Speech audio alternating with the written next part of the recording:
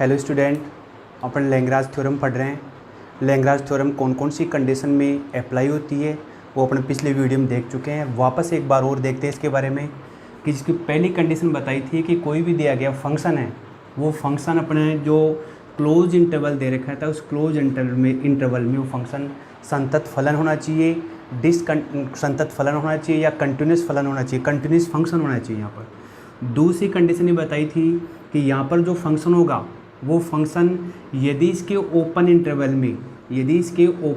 में डिफरेंशिएबल है, अवकलनीय है, तो यदि वो फलन अपने ओपन इंटरवल में डिफरेंशिएबल है तो इसे बोलेंगे कि अवकलनीय फलन होगा और उसमें ये दूसरी कंडीशन भी अप्लाई मानी जाएगी या हो जाए लागू हो जाएगी। तीसरी कंडीशन इसकी है कि f dash c equal to f b minus f a upon b minus a, ये तीसरी कंडीशन है। और यहाँ से जो सी की वैल्यू आएगी वो सी की वैल्यू जो अपना ओपन इंटरवल दे रखा है इस ओपन इंटरवल में क्या होनी चाहिए वो सी की वैल्यू इसमें होनी चाहिए। यदि ऐसा है, ये तीनों कंडीशन यदि इसमें अप्लाई हो जाती है, लागू हो जाती है, तो दिए गए फंक्शन में अपनी लैग्रांज थ्योरम क्या होगी, परिभाषित होगी, लागू होगी। यहाँ पर इसके लिए अपन एक एग्जांपल देखते हैं। देखिए फर्स्ट एग्जांपल अपना क्या दे रखा है, f x equal to x plus 1 upon x and x belongs to 1 से 3, यहाँ पर ये दे रखा है। तो सबसे पहले क्या करेंगे कि ये जो फंक्शन दे रखा है इस फंक्शन में जो x की वैल्यू दे रखी है ये इसका डोमेन कहलाएगा, प्रांत कहलाएगा। ये फंक्शन इस प्रांत में से x की वैल्यू इसमें सब्स्टिट्यूट करें और सब्स्टिट्यूट करने पर यदि इनफाइनाइट आता है, अनंत आता है, तो यूँ बोलेंगे कि ये फंक्शन क्या होगा, असंतत फलन होगा, डिसकंटिन्यूस फंक्शन होगा। लेकिन यहाँ पर x की वैल्यू, जैसे अपने पास x की वैल्यू 1, 2 और 3, यहाँ पर इन तीन जो अपने पास वैल्यू दे रखी हैं इनमें किसी भी वैल्यू के ऊपर इस फंक्शन की वैल्यू अपने पास में इनफाइनाइट नहीं आती है। इसलिए अपन यूँ बोल सकते हैं कि ये फंक्शन क्या होगा, इस अपने जो क्लोज इंटरवल दे रखा है इस क्लोज इंटरवल में क्या होगा, कंटिन्यूस फंक्शन होगा, संतत फलन कहलाएगा यहाँ पर। तो देखिए क्या होगा आगे इसमें लिखेंगे। सो फाइनली यूँ बोल सकते हैं कि फलन एफ एक्स क्लोज इंटरवल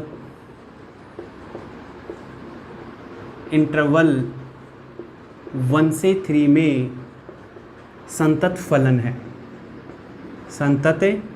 है। दूसरी कंडीशन क्या है कि ये जो अपने पास फंक्शन दे रखा है इसका डिफरेंशिएशन ज्ञात करेंगे। इस x का अवकलन क्या होगा, 1 और 1 अपॉन एक्स का माइनस 1 अपॉन एक्स स्क्वायर, ये इसका अवकलन प्राप्त होगा।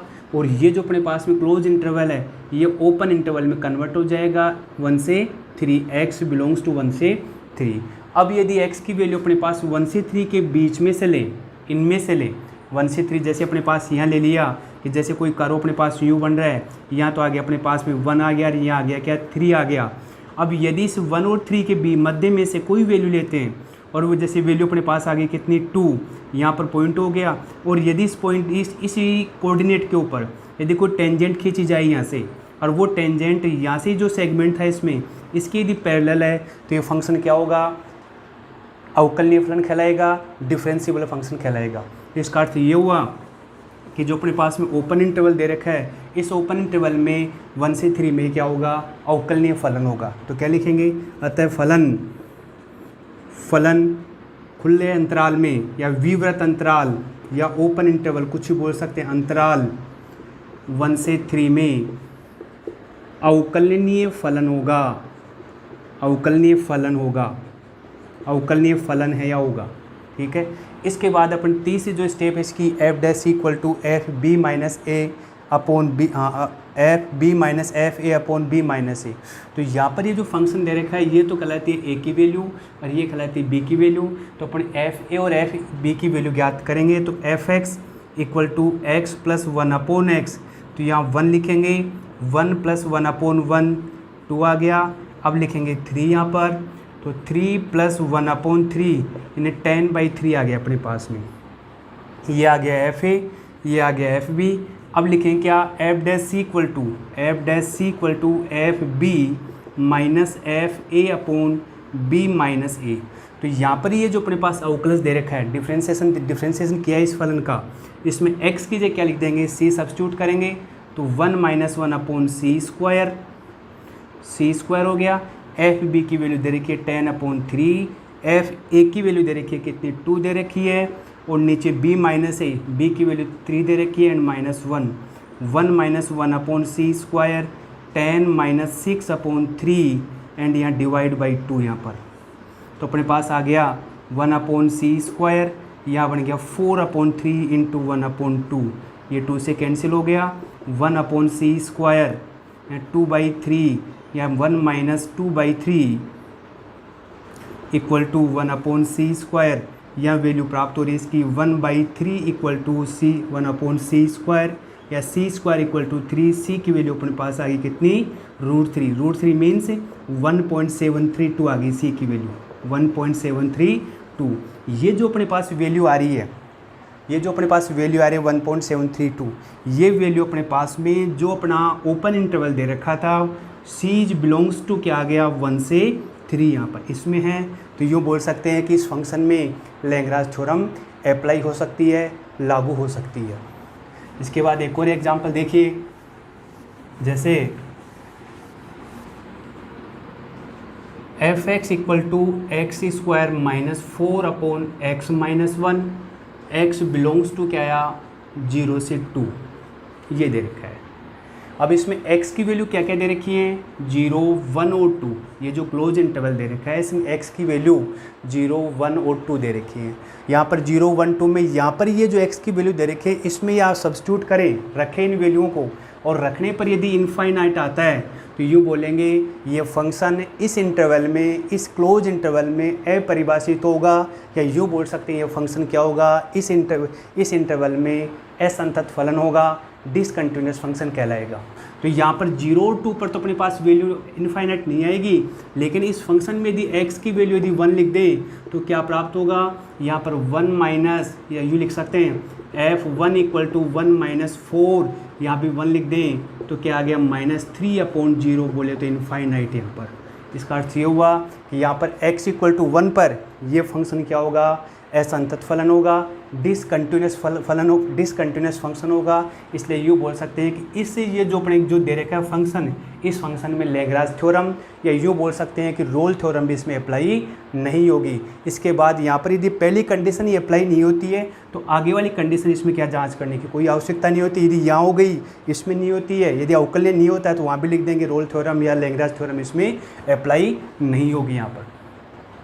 इसके बाद एक और एग्जांपल देखते हैं, तो इसमें तो ये लिख सकते हैं कि ये फंक्शन x इक्वल टू 1 पर क्या होगा डिसकंटिन्यूअस फंक्शन है, इसलिए इसमें लैग्रांज थ्योरम लागू नहीं होगी।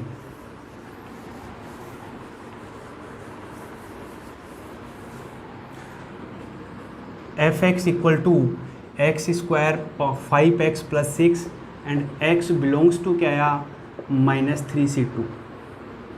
ये जो फंक्शन अपने को दे रखा है ये फंक्शन एक बहुपदीय फलन है, एलजेब्रिक फंक्शन भी बोल सकते हैं इसमें।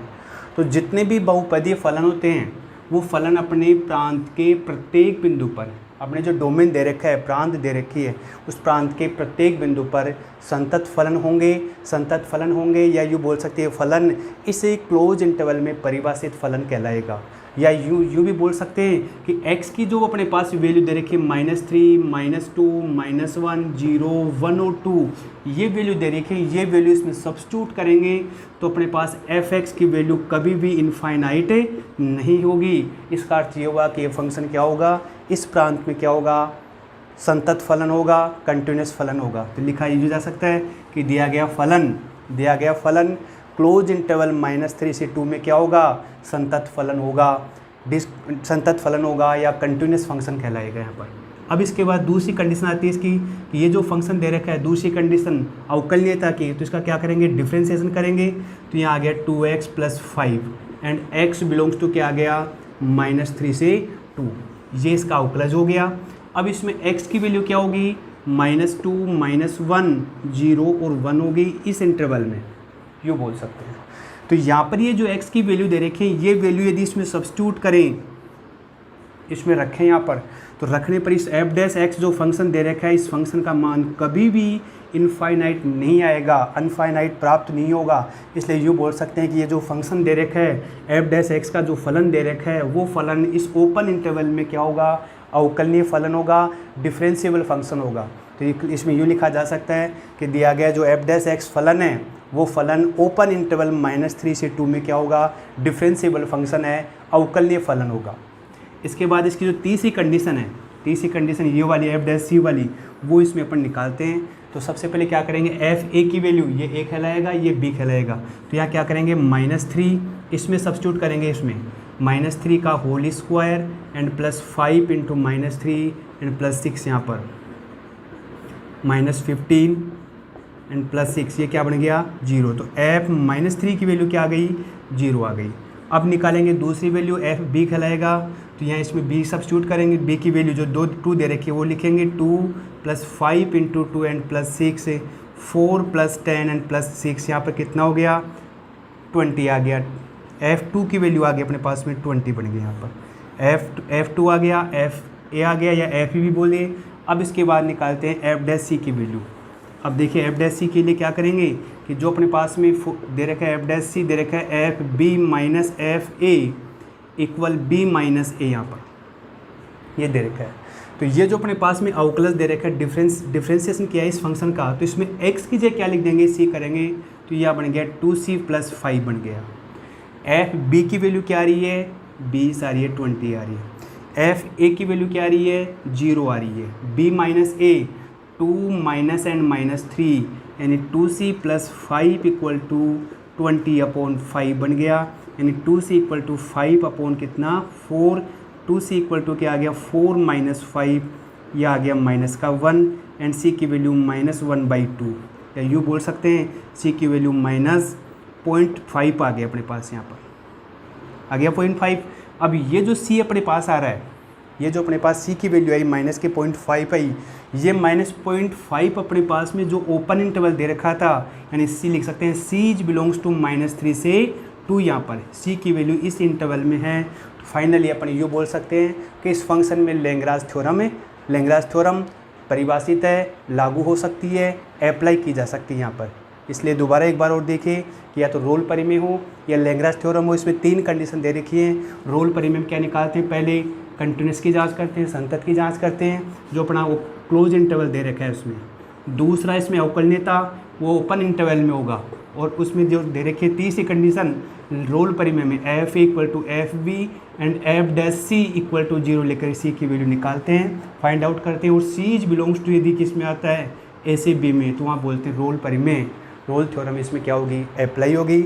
और लैग्रांज थ्योरम में क्या करते हैं, यहाँ से एफ डैश सी निकालते हैं और सी की वैल्यू उसी ओपन इंटरवल में जुड़ी होगी, उपस्थित है, रिलेटेड है। तो फाइनली अपन यूँ बोल सकते हैं कि लैग्रांज थ्योरम इसमें अप्लाई होगी।